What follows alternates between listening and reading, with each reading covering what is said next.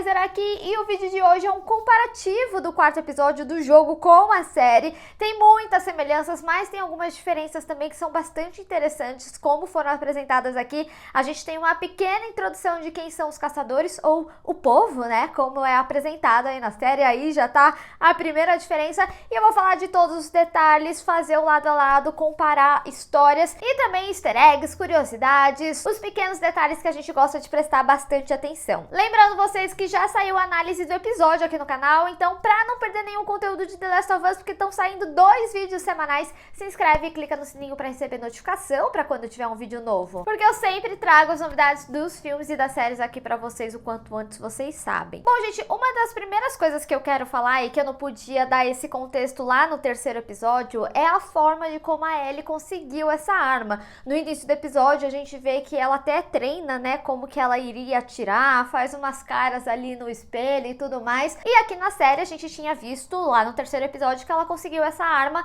na casa do Bill. E, aliás, fun fact, tá? Foi a arma que o Frank usou naquele momento noturno pra salvar o Bill das pessoas que estavam tentando invadir a casa. E já no jogo, a Ellie, apesar de pegar a arma também num contexto da história dos caçadores, na realidade isso acontece em um momento que ela precisa salvar o Joel. Ela encontra uma arma ali na poça e aí ela salva ele, depois o Joel pega essa arma dela, mas ele acaba dando uma arma que é um pouco mais apropriada para ela, que é uma arminha menor, que nem essa que a gente vê, depois de fazer uma missão em que ele invadiria um local ali para eles saírem, que era dominado pelos caçadores, e a Ellie ficava na retaguarda ali com uma arma bem maior para caso precisasse de algum auxílio. E aí, nesse momento, ele deixa ela utilizar uma arma e tudo mais. Mas, na essência, é quase a mesma coisa e ainda assim é dentro desse contexto de salvar as vidas, né? A gente vê que ele fica sentido, falando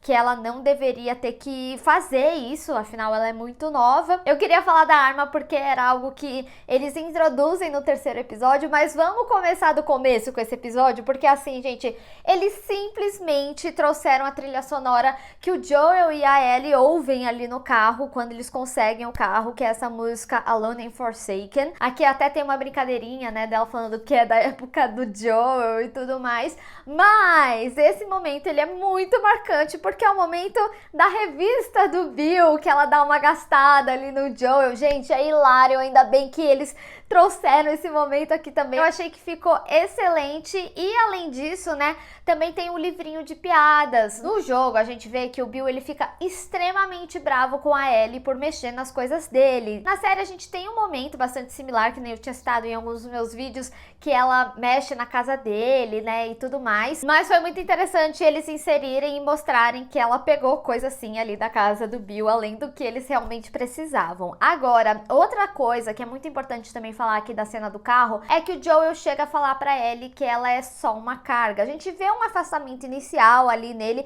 mas pra quem acompanha aqui os vídeos sabe que desde o primeiro episódio eu tinha falado que o Joel, ele tinha um aspecto desse afastamento um pouquinho maior lá no início do jogo, e ele falava essa frase pra ela lá, falando que pra ele ela era só uma carga que não importava muito sobre a vida dela. Tem esse momento que o Joel, ele conversa com a Ellie, fala sobre a relação dele com o Tommy, da época que ele fez parte dos vagalumes. Isso também acontece no jogo, eles falam mais um pouco da separação, como que foi, que aqui na série tá sendo trabalhada de forma diferente, mas no jogo o Joel explica pra Ellie no momento que a gente tá próximo ali da usina. E as palavras duras também existiram, né? É uma coisa que o Joel também fala aqui na série. E outro detalhe que também é bastante interessante no meio dessa jornada, tem um outro momento que eles acabam acampando, desviando um pouquinho do caminho, antes da gente ver o momento deles serem pegos ali pelos caçadores na cidade, é que a gente tem uma cena que a Ellie cheira o café e acha extremamente nojento, e isso é um aspecto trabalhado no Joel também no jogo. Quando a gente tá nessa missão dos caçadores, a gente chega a passar pelo hotel que inclusive a gente viu lá no segundo episódio, junto com a Tess. A Tess, ela não existe nesse momento no contexto do jogo, ela também já tinha morrido ali no congresso, mas a gente vê em certo momento eles passando por uma parte que oferece café ali do hotel, e o Joel falando, ai, como eu sinto falta de café. Então aqui a gente vê que eles ainda conseguem ter o café, não é algo pra sentir saudade apenas, mas eu achei muito interessante como eles colocaram esse aspecto aqui na série, de trazer também esse vício de café do Joel. E aí, né, a gente vai pra ida deles na cidade. A gente tem uma estrutura muito parecida com a do jogo, que é eles presos ali e tendo que desviar o caminho. E quando eles entram na cidade, acontece o golpe e que o Joel já sabia desse golpe. Por isso que ele dá a rushada ali, né? Depois, mais pra frente, é revelado pra ele, na mesma forma que a série trabalhou aqui, falando que ele já fez parte dos dois lados, porque esse momento no jogo é um momento que eles dão mais contexto às coisas que aconteceram no mundo. Então também é um momento em que o Joel revela pra Ellie aquela frase que ele fala no terceiro episódio, que a Fedra matou umas pessoas que não estavam infectadas simplesmente porque não tinha onde colocar elas e que pessoas vivas não viravam infectadas. Então é quando eles dão um maior contexto e que a gente conhece essa parte da história do Joel também, que ele fez parte dos dois lados e tudo mais, e por isso que ele sabia ali do golpe. E também tem a perda do carro, a gente vê um acidente muito similar. Eu adorei como eles transportaram isso pra série, mas que nem eu tinha falado na minha análise com spoilers, eu sinto que na série a gente sente mais a perda do carro, porque teve todo um background no entorno, né? Era herança de um dos poucos amigos que ele tinha aí no Apocalipse e tudo mais. Eles trazem uma pessoalidade maior. E a missão, gente, é muito parecido. Eu só preciso admitir aqui, tá? Que eu amei que o Pedro Pascal, ele é tão ruim de tiro quanto eu no jogo.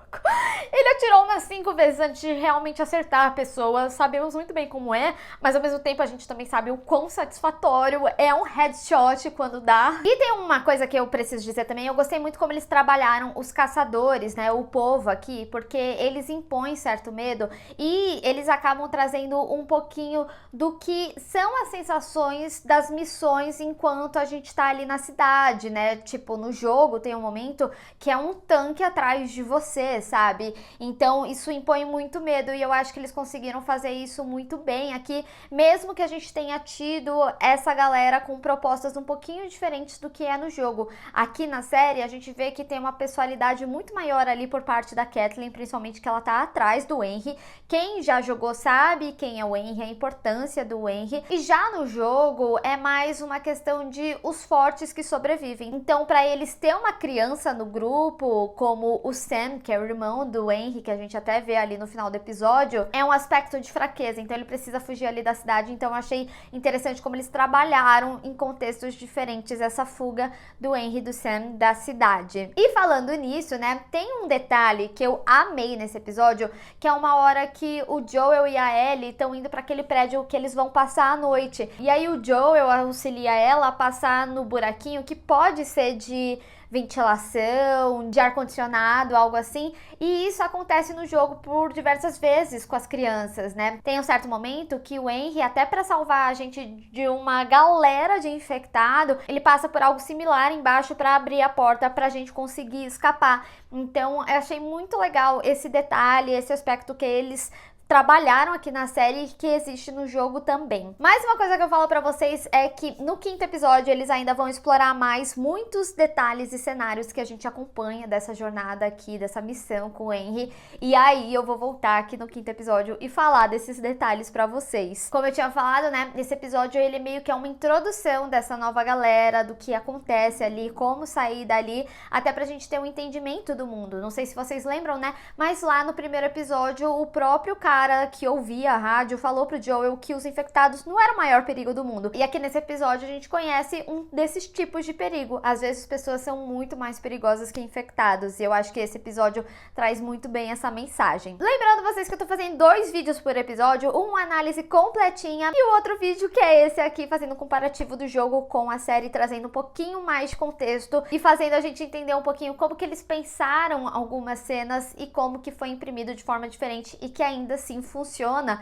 da forma que a gente foi apresentado lá no jogo. Mas eu quero saber de vocês, teve mais algum detalhe relacionado ao jogo que vocês separaram e eu não falei aqui? Vamos discutir. Bem, pessoal, espero que vocês tenham gostado desse vídeo. Não esquece de deixar o seu gostei e compartilhar nas redes sociais, inclusive me segue lá, se inscreve no canal e clica no sininho para receber notificação para quando tiver um vídeo novo. Te vejo no próximo. Tchau!